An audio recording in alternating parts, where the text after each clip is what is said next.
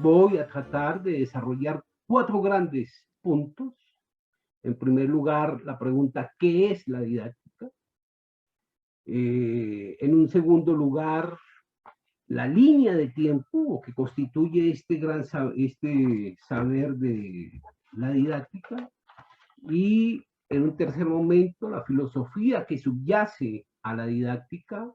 Y finalmente cerraré mi conclusión con una definición que he denominado definición para la ocasión.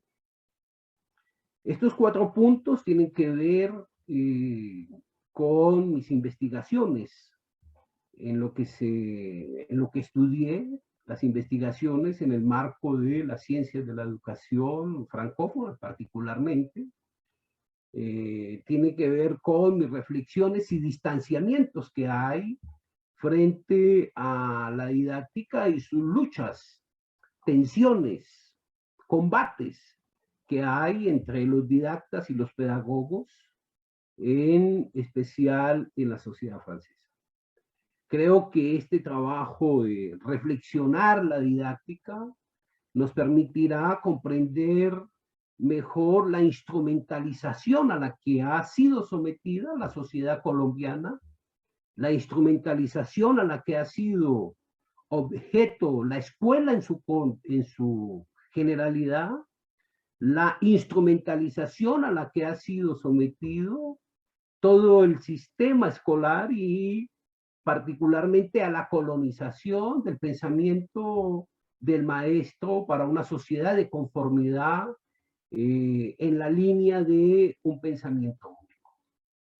Todos lo sabemos, la gran ausencia del espíritu pedagógico que se ha ido acentuando sobre todo en las 2 últimas décadas en nuestro país y que corresponde necesariamente con todas las políticas internacionales que muy bien han llegado y han sido acogidas en nuestro país y en América Latina en general, incluso en algunos países con desarrollos industriales bastante avanzados, un pensamiento de formalización del mismo pensamiento.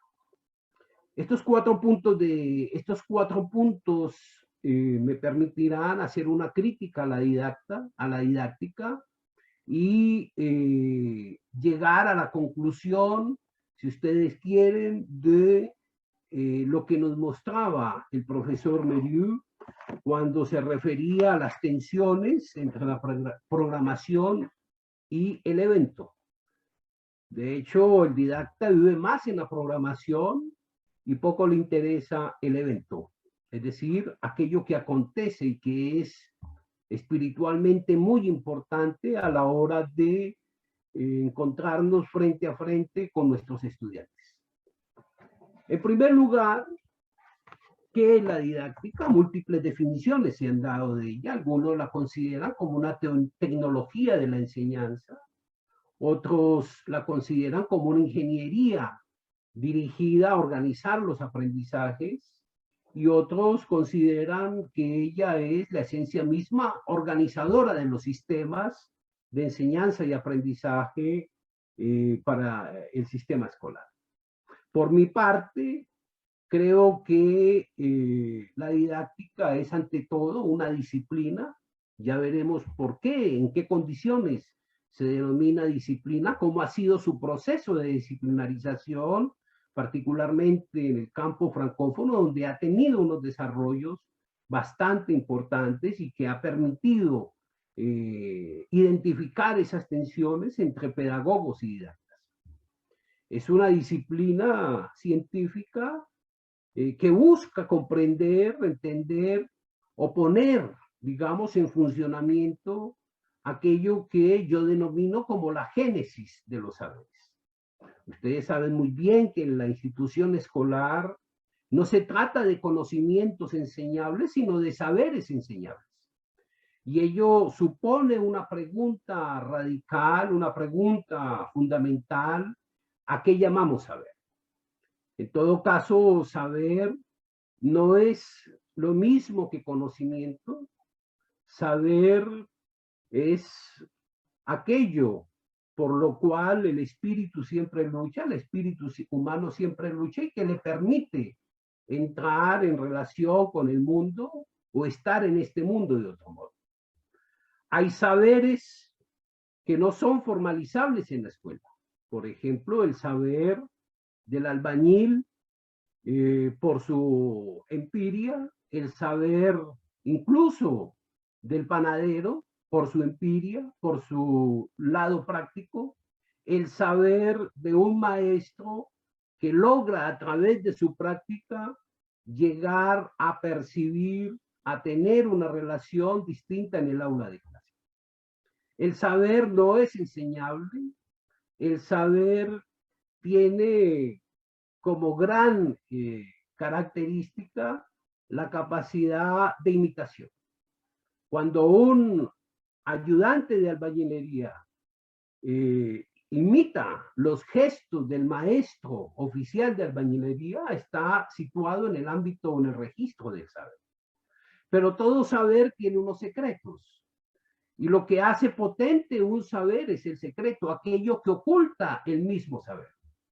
Por ejemplo, cuando formamos a profesores o intervenimos en la formación de los profesores, algo que no se puede enseñar es el secreto. El secreto se descubre en la acción de enseñar, en las tensiones que se viven frente a los alumnos, en las luchas y resistencias que se viven entre colegas, etc. Ese secreto, cuando se descubre, un sujeto llega a habitar en el saber. Pero además esos saberes, ya desde la perspectiva de la disciplina, de la didáctica, circulan organizadamente sobre una base de conformidad. Todos sabemos cómo en nuestro sistema escolar hay unos saberes prescritos, saberes que están organizados no de forma autónoma, sino de manera oficial. Esos saberes son matemáticos, esos saberes son de las ciencias, esos saberes son del lenguaje, esos saberes son de la física, incluso de la filosofía. Esos saberes oficiales se determinan y circulan, no solamente dentro de la escuela, sino también a nivel social. Pero esos saberes marcan una distancia entre lo que se produce en el ámbito de la ciencia y que son susceptibles de ser transmitidos como saberes en el ámbito escolar. Por lo tanto, lo que se enseña en la escuela no es el conocimiento per se, porque el conocimiento oficial que se produce en las ciencias es creado precisamente por las ciencias para explicar aquellos fenómenos o problemas a los que se ve confrontado el científico. Lo que se enseña en la escuela son las formas de comprensión de esos conocimientos. Dicho de otro modo, son los saberes, los secretos que encierran dichos conocimientos bajo la forma de saber. En la escuela no enseñamos el conocimiento matemático per se. En la escuela enseñamos saberes matemáticos, es decir, formas de comprensión de ese conocimiento matemático. Y a la par o sucesivamente, la didáctica se va a interesar en el saber, en la circulación de ese saber y en la apropiación de ese saber. Cómo un sujeto se apropia el saber matemático, cómo lo hace suyo, cómo un profesor en su formación se apropia el saber de la disciplina, las ciencias naturales, las ciencias sociales, el lenguaje, la geografía, etc. Esa apropiación es central para el didacta. ¿Por qué es central? Porque el didacta o la didáctica insistirá desde sus inicios en algo que es fundamental y que separa o que marca la separación con el registro filosófico, el registro axiológico, el registro teórico y el registro práctico del pedagogo.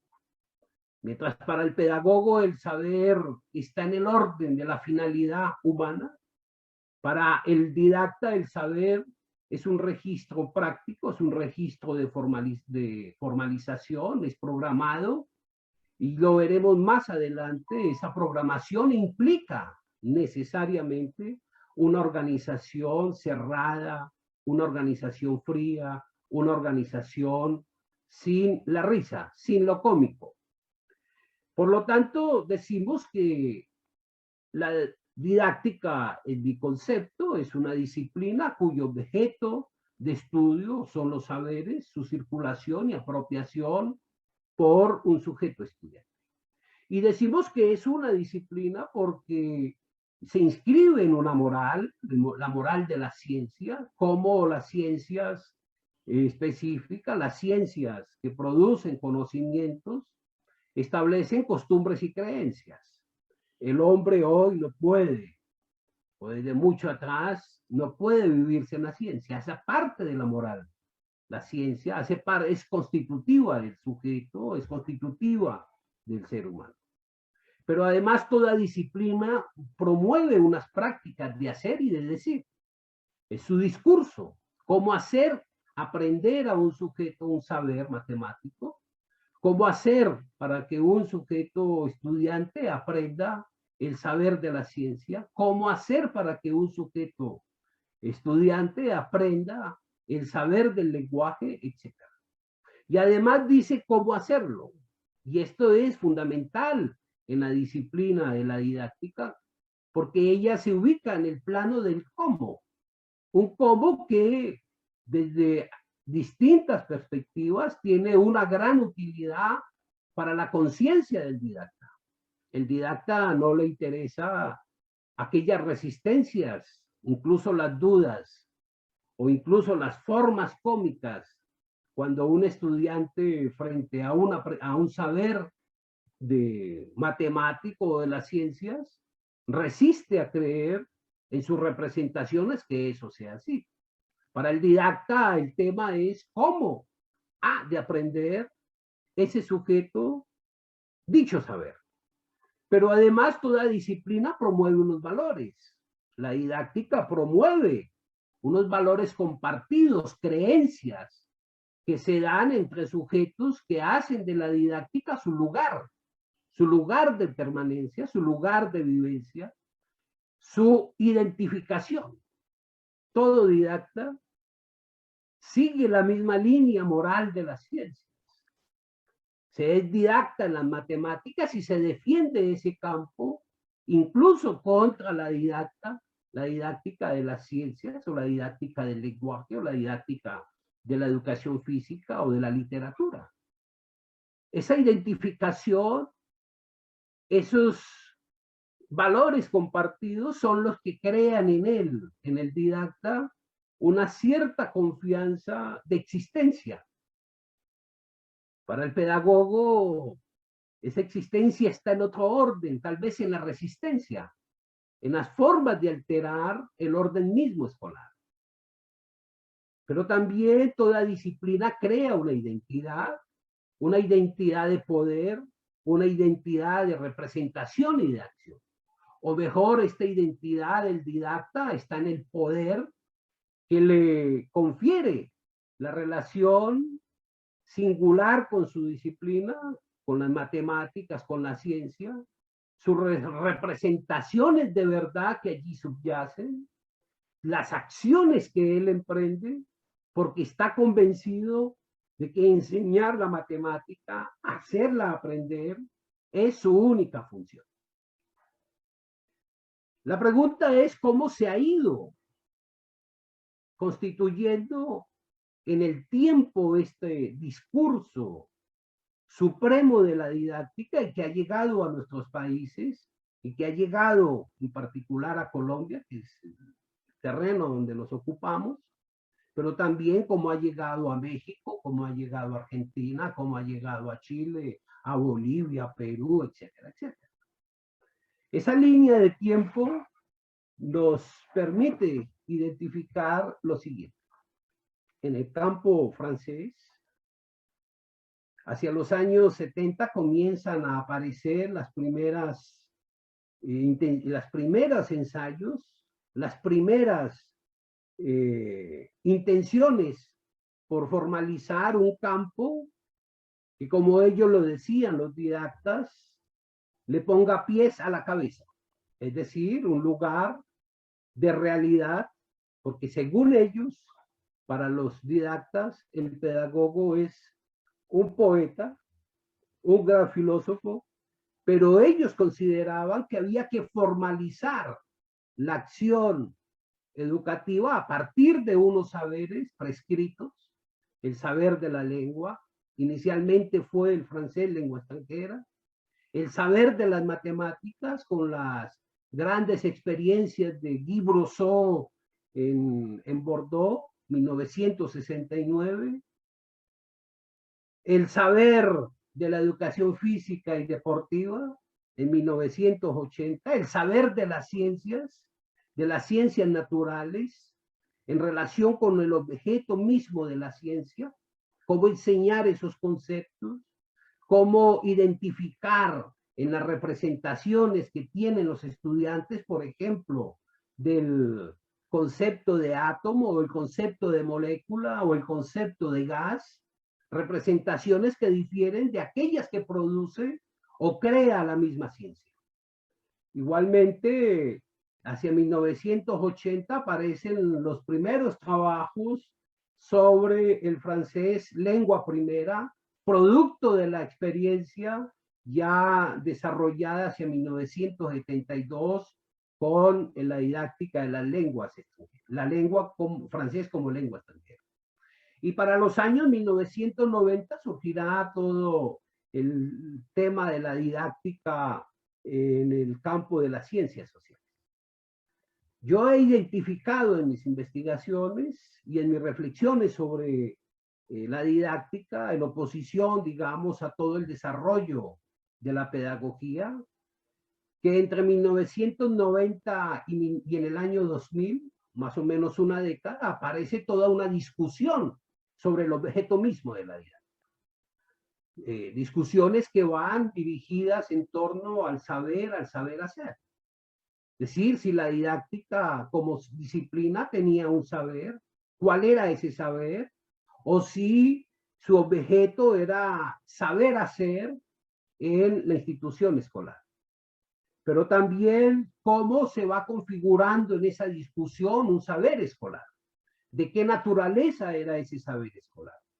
¿Cuáles eran sus particularidades? ¿Qué lo identificaba y lo diferenciaba del saber pedagógico que tenía, digamos, una gran tradición o tiene una gran tradición mucho antes de la Revolución Francesa?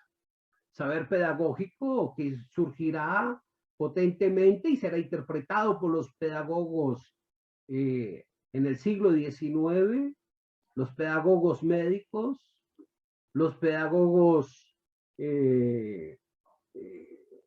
distintos pedagogos, los trabajos de Pestalozzi, los trabajos de Itard, etcétera, etcétera.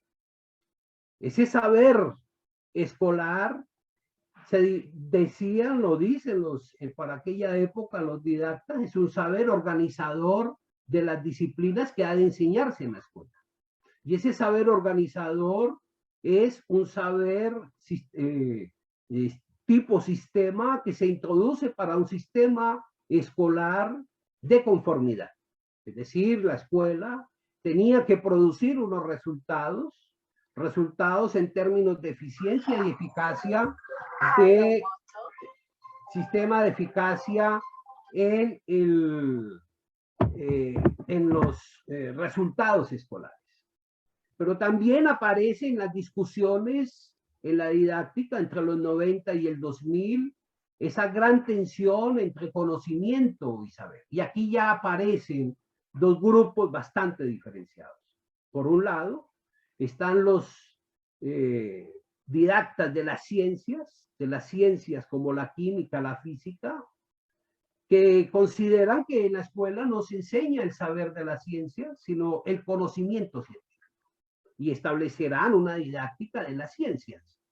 Y por otro lado, los didactas de las matemáticas o los didactas de las ciencias sociales o incluso de la educación física y deportiva que dirán, no, lo que se enseña, se organiza, se sistematiza, se distribuye en la institución escolar es el saber de las disciplinas. Porque la escuela no produce conocimiento. El conocimiento oficial viene dado por las ciencias y al ser dado por las ciencias se organiza y se distribuye en la escuela y el papel del didacta es actuar en esa organización y llevarlo al plano, al lugar, al seno de la escuela, del aula escolar para poderlo enseñar. Así aparecerá igualmente la discusión entre el medio escolar y el medio de aprendizaje, muy en la línea de Guy Brosseau particularmente, con sus contratos didácticos, con toda su ingeniería didáctica, estableciendo la relación entre medio sujeto, el sujeto profesor, el medio didáctico, etcétera, etcétera. Y sin lugar a dudas, el tema de discusión, el sujeto estudiante. El sujeto estudiante, preocupación directa del didacta, no en los términos de como lo plantea la pedagogía o el pedagogo, en los términos de una libertad que se encarna a partir de la acción y de la resistencia de cada uno. La libertad no se puede introducir, inyectar, fabricar, producir desde afuera, es una lucha constante entre uno y la realidad, entre uno y los otros, entre uno y su mundo. Y esa lucha del sujeto en torno a la libertad, los didactas la desconocen. Para el didacta el problema no es la libertad. Para el didacta el problema es que el sujeto ha de aprender unos saberes de conformidad preestablecidos, reorganizados, distribuidos en el sistema escolar, para adecuar esos saberes de la ciencia en función de unos resultados preestablecidos, dictados, determinados por la economía, determinados por las políticas, para que la escuela corresponda a los planes y al ideal que se da en cada época. Luego, hacia el 2000, 2010, la década siguiente, aparece toda la discusión abierta sobre la interdisciplina. Es decir, saber si la didáctica puede considerarse como el resultado de la confluencia de distintas disciplinas o es el resultado de una disciplina en particular. Lo que se conoce es que hay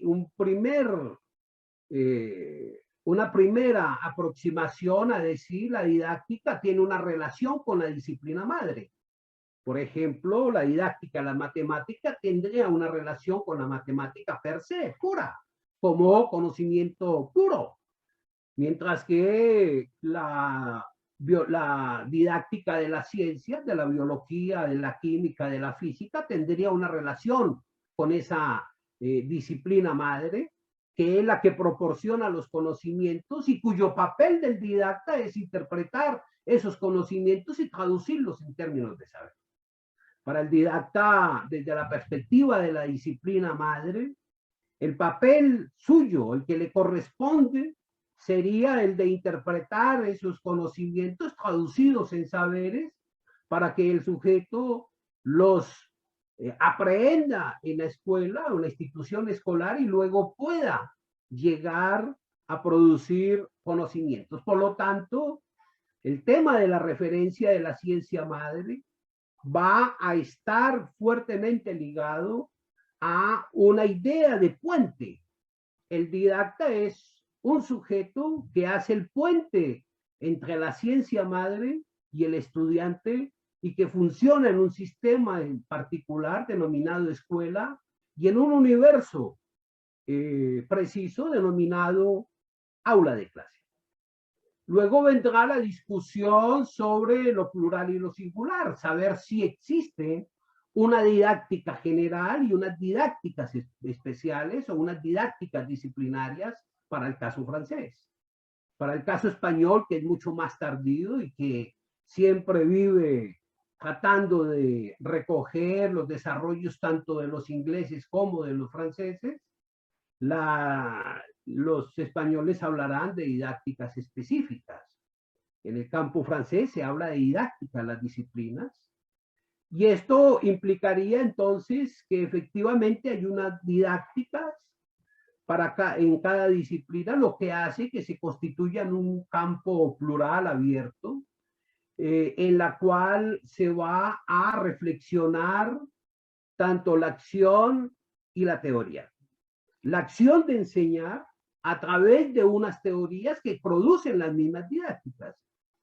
O, por ejemplo, para ser un poco más preciso, si uno coge la teoría de las situaciones didácticas de Brosseau o la transposición didáctica de Chabelard o las situaciones conceptuales en los campos conceptuales de los didactas de las ciencias, establecerá que efectivamente su papel será el de reflexionar las formas de mejorar los dispositivos de aprendizaje del saber.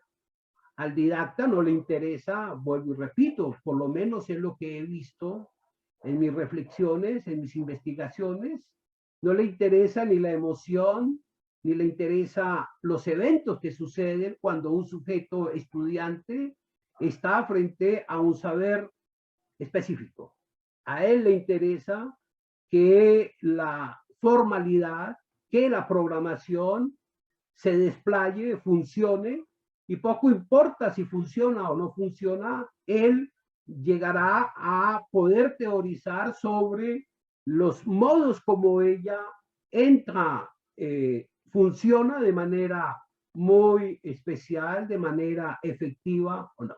Por lo tanto, digamos que el didacta está en lo que podría denominarse o podríamos denominar una filosofía del efecto que abordaré en un momento.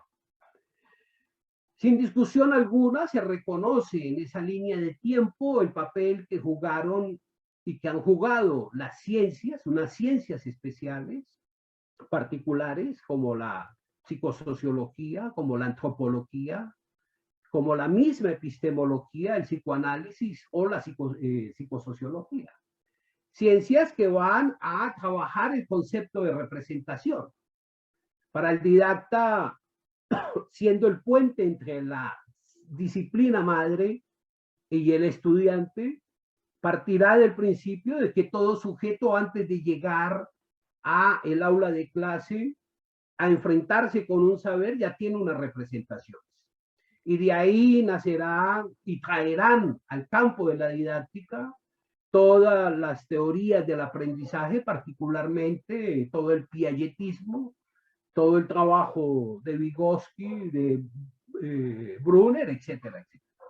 Estas ciencias son las que permiten teorizar ya entre el 2000, 1990 y el 2000, toda una construcción teórica, construcción teórica sobre la didáctica como disciplina.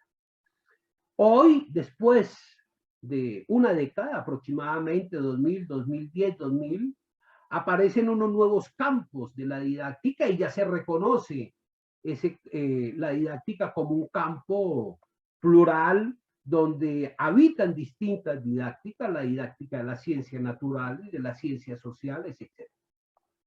Y aparece hacia el año 2010 un nuevo campo que reafirmaría, digamos, esa consolidación como una consolidación disciplinaria que muestra que efectivamente se puede hacer un trabajo comparativo entre las distintas didácticas.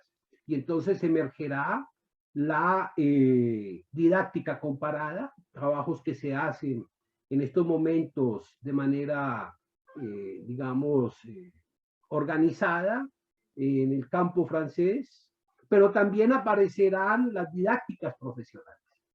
Curiosamente, todo ese desarrollo desde los años 1970 hasta nuestros días ha permitido en la didáctica aplicada en el ámbito escolar que ella suba a la escuela y que suba a la escuela para determinar también formas de organización, distribución de los saberes universitarios. Por eso se habla de una didáctica del derecho, se habla de una didáctica de la medicina, se habla de una didáctica de las ingenierías.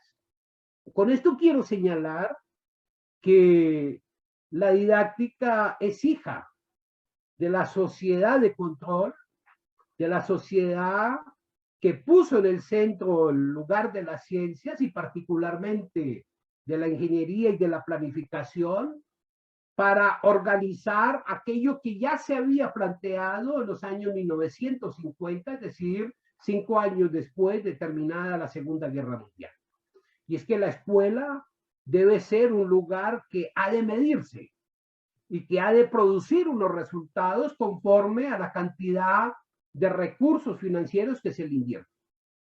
Esta idea de planificación, esta idea de funcionalismo del sistema escolar encontrará un aliado muy importante en la década de los 70 hasta el día de hoy, que denominamos didáctica, didáctica que corresponde hoy, digamos, en un papel preponderante para la idea de una escuela no productora de humanidad, una idea de escuela productora de sujetos dóciles, funcionales, dispuestos a vivir sin alterarse, sin interrogarse el mundo que hemos construido. La didáctica será una gran aliada de la sociedad de control y por eso ella entenderá claramente, rápidamente, pondrá a funcionar todo el discurso de las competencias, todo el discurso del éxito, todo el discurso de los proyectos, etc. En la idea de una fabricación de un sujeto de conformidad para un mundo de conformidad, en la idea de fabricación de un sujeto altamente dócil, alejado de cualquier forma de pensamiento y de resistencia, el didacta tendrá un gran papel. Si no un gran papel, por lo menos sí una gran complicidad en la construcción de este mundo que hemos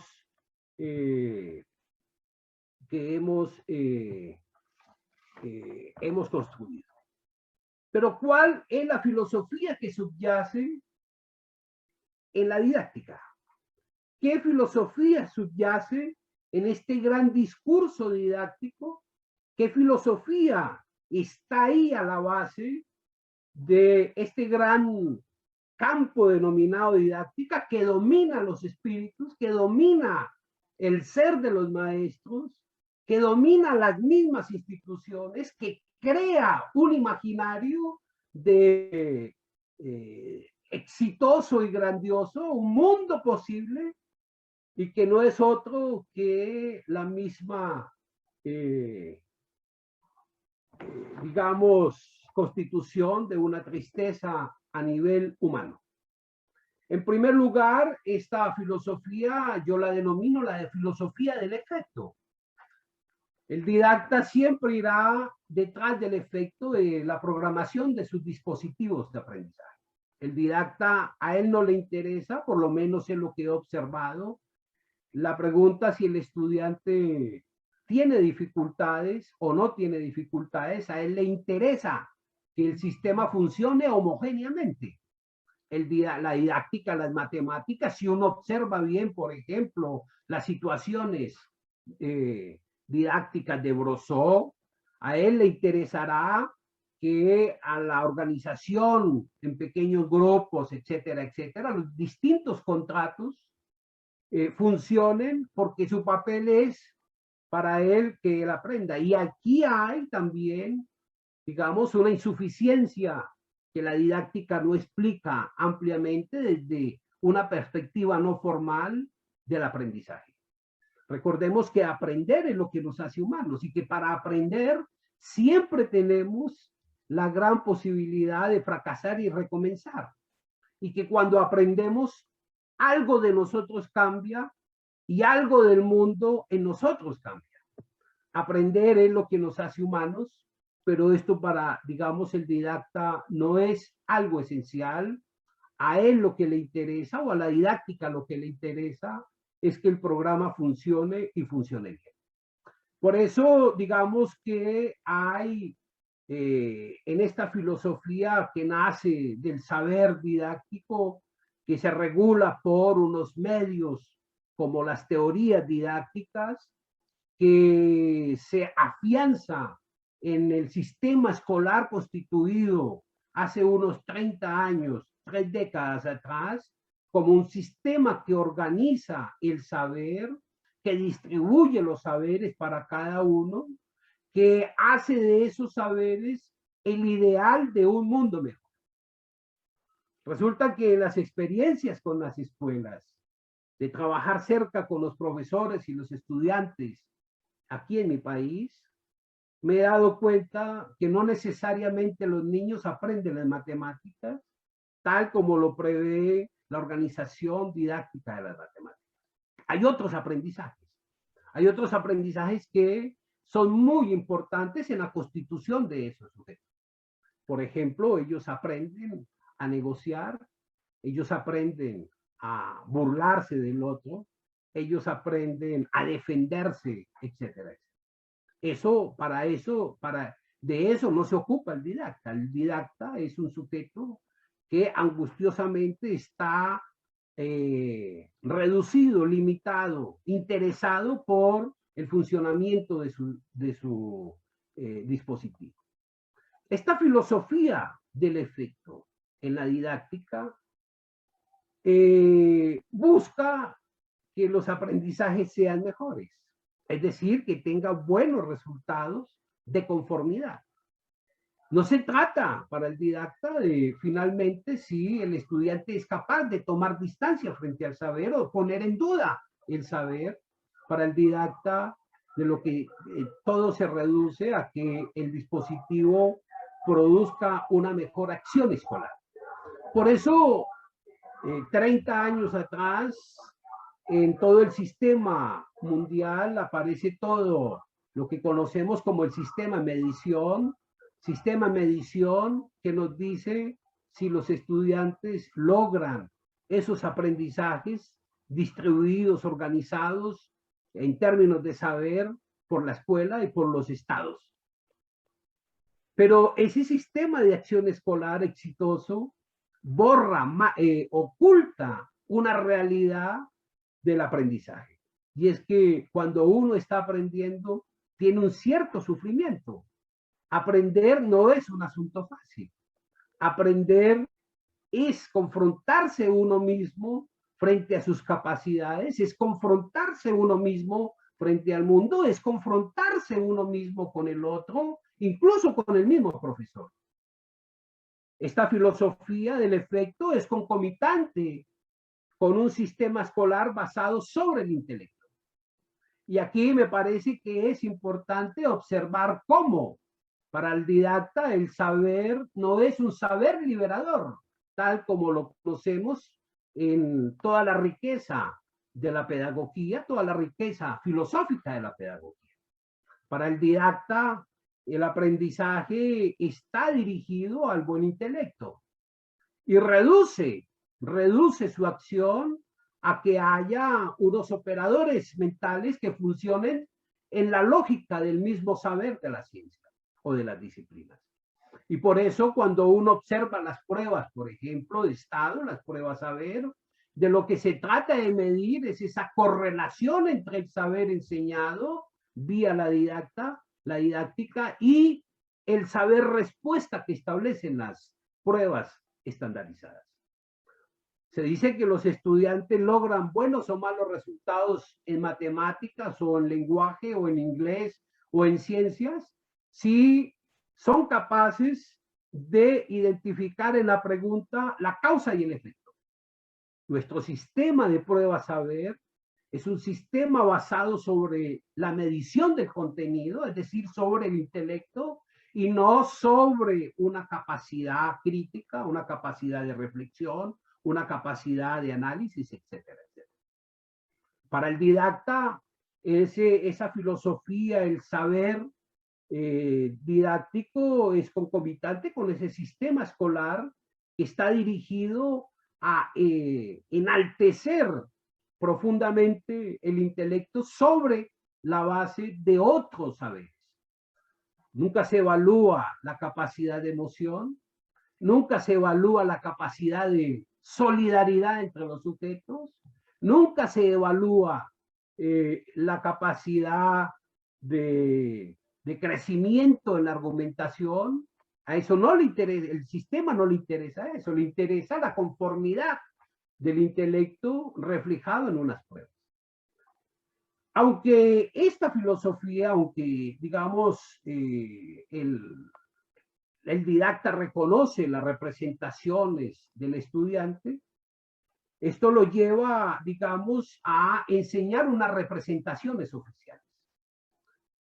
El didacta de las matemáticas, su papel será sacar al niño de la representación natural de las matemáticas y ponerlo y llevarlo al plano de la representación oficial de las matemáticas. Hace poco, en una institución indígena aquí en el Valle del Cauca, los maestros me decían, la matemática que nosotros enseñamos no es la oficial y poco nos importa si los muchachos tienen o no buenos resultados en las pruebas. ¿Sabes? Porque la matemática en el mundo indígena tiene otra relación, una relación mucho más tecnológica, más ligada con la cultura y con la cosmovisión de ellos.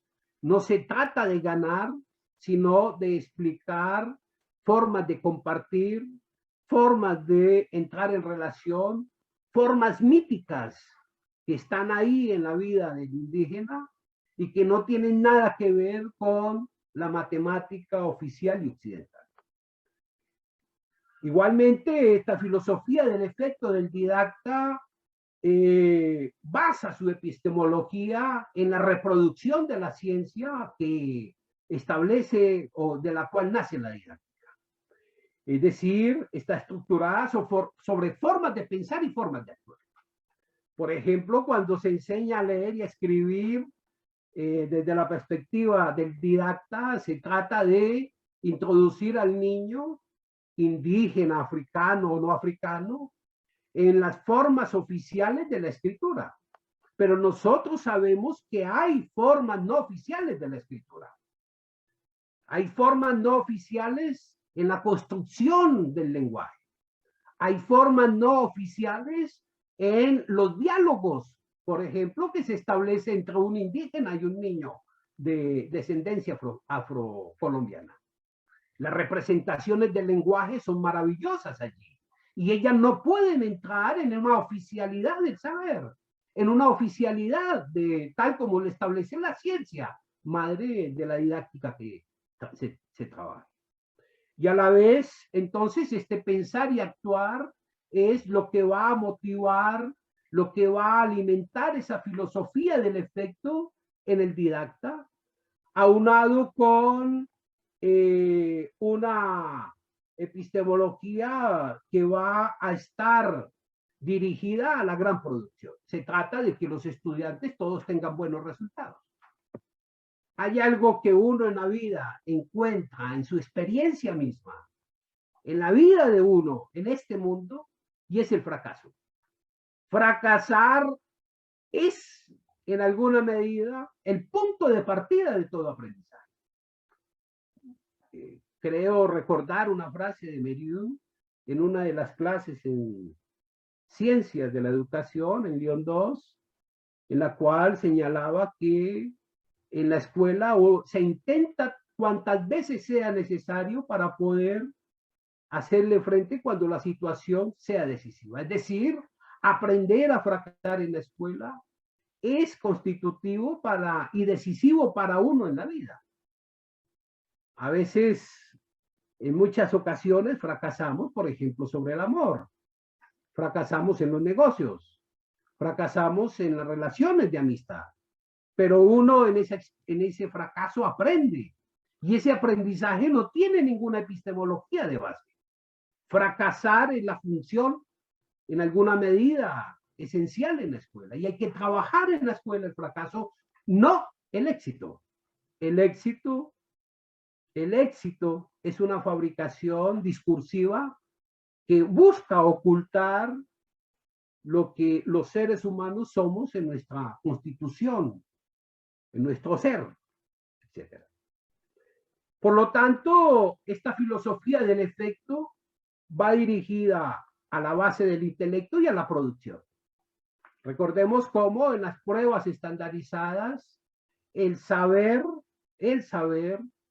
de las ciencias, el saber matemático, etcétera, siempre estará en función de un mayor éxito, de una mayor capacidad y de una mayor competencia. No es gratuito, por ejemplo, que el sistema escolar esté montado sobre la base de las competencias, discurso fordista, discurso taylorista, discurso de producción en un mundo completamente controlado, donde el destino de los sujetos se decide desde la escuela.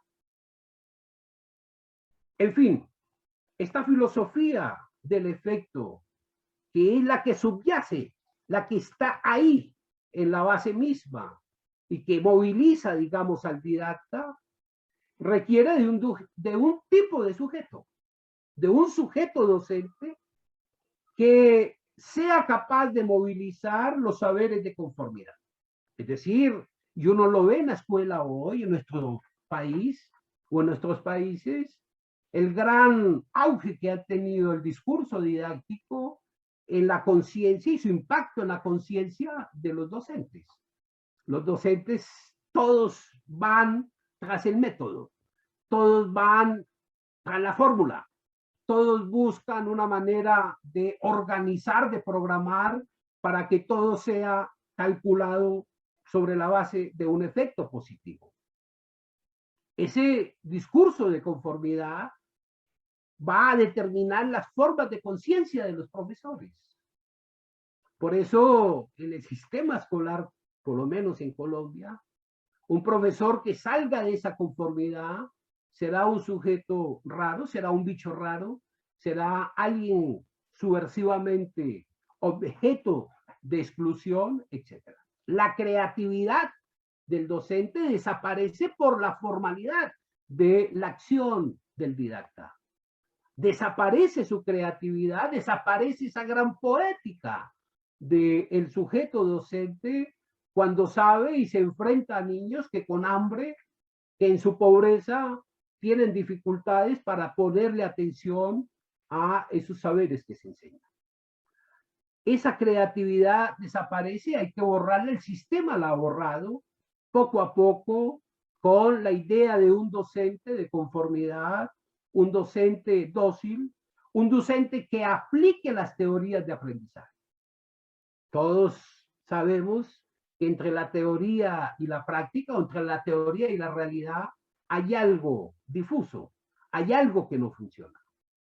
No podemos universalizar las teorías del aprendizaje. ¿De qué ha servido tanto Piaget? ¿De qué ha servido tanto Vygotsky? ¿De qué ha servido tanto Brunner en la realidad colombiana? De nada. Nuestros aprendizajes deben pensarse desde otra realidad.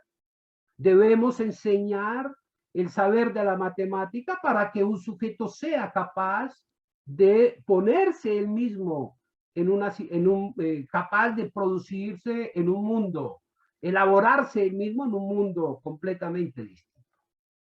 Nuestra sociedad no cambiará si nuestros maestros siguen la conformidad del discurso didáctico y no se atreven a establecer, a introducir elementos creadores en la relación enseñanza, en la relación aprendizaje en la escuela. Este saber de conformidad, esta filosofía del efecto, va a anular otros saberes, los anula. Al didacta no le interesa la emoción del aprendizaje. para él es normal que un estudiante aprenda esa conformidad del saber matemático.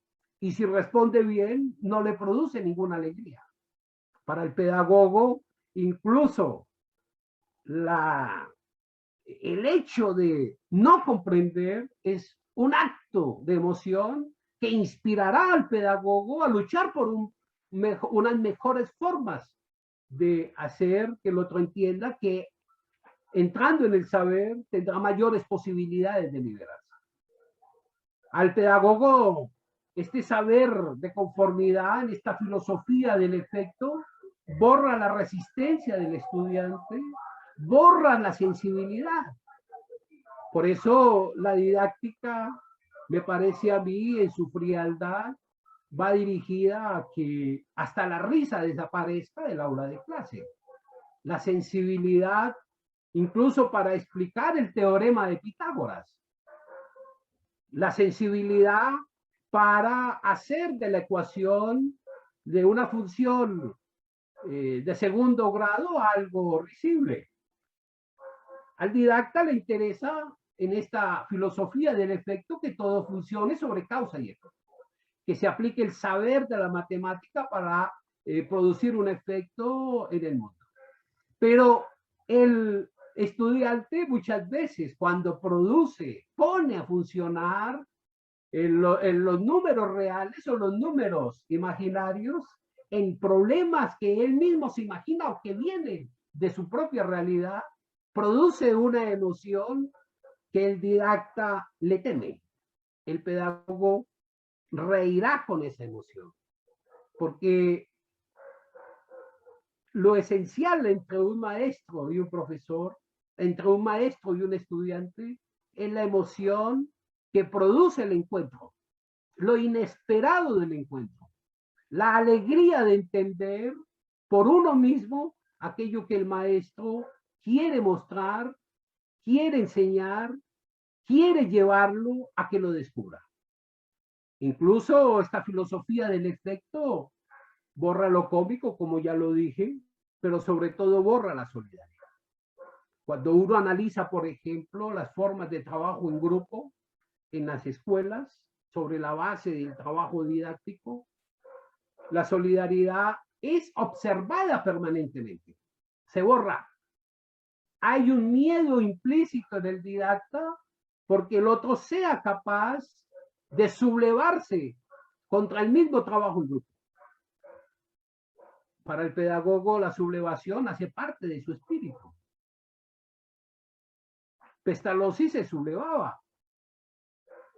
María Montessori, siguiendo a los pedagogos citar, a los pedagogos médicos, se sublevaba, etcétera, etcétera. En fin, para esta filosofía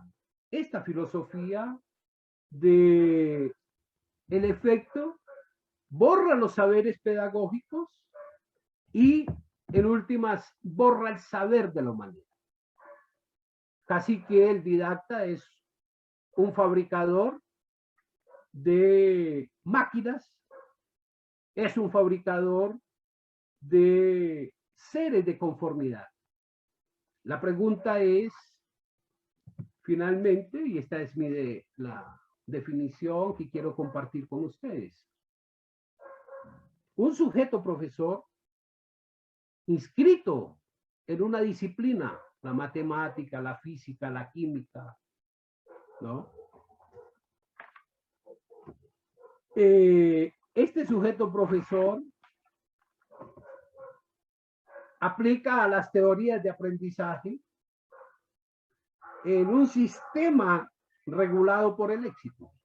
Al didacta le interesa que el otro tenga éxito, y la connotación de éxito en nuestra contemporaneidad es la rivalidad respecto al otro.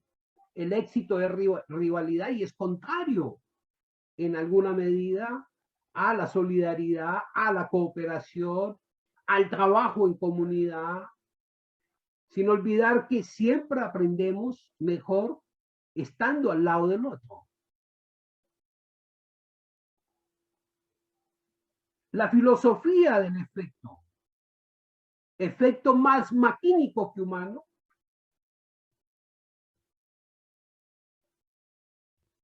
hace borrar aquello